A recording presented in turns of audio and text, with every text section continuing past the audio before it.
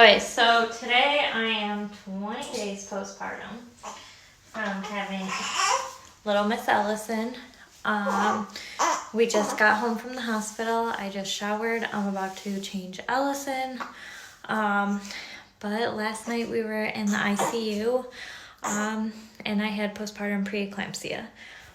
So I'm gonna tell you how we figured out and how we got there. Okay, so not last night, but 2 nights ago. It was like around 3 a.m. I woke up to feed Ellison. I fed her, set her down, and as soon as I laid my head down, I had very sharp chest pain and shortness of breath, and I stood up. It wasn't going away, so I took my blood pressure, and it was like 180 over 135 or something like that. I have pictures on my phone. It was something ridiculously crazy. So I was like, whatever, maybe I'm just like having a panic attack. So I took a shower. It still was kind of high after, but I took some Motrin and I eventually was able to fall asleep after like an hour and a half. So skip to the morning. I take my blood pressure. It was 148 over 108. So I called my doctor just to say, hey, this is what's going on. And first it was a nurse. She said she'd give me a call back. She ended up calling back and said the doctor wants you to go to the hospital immediately to get checked for postpartum preeclampsia. As soon as I got to the hospital, I got a wristband put on. I waited probably 3 minutes. Triage took me. My blood pressure reading was 183 over 112. So they immediately rushed me to do an EKG.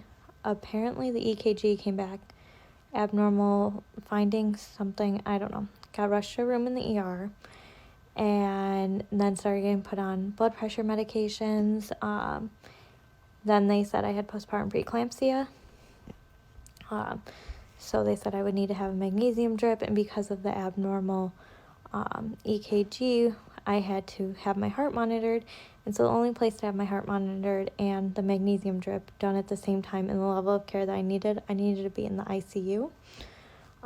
So I had to be in the ICU overnight as I had a 12-hour magnesium IV drip to bring my blood pressure down, and the EKG, every EKG after was fine. My heart was always fine.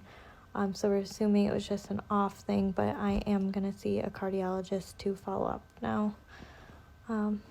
So yeah, don't ignore your symptoms postpartum, because I was almost 3 weeks postpartum and developed postpartum preeclampsia just like that. So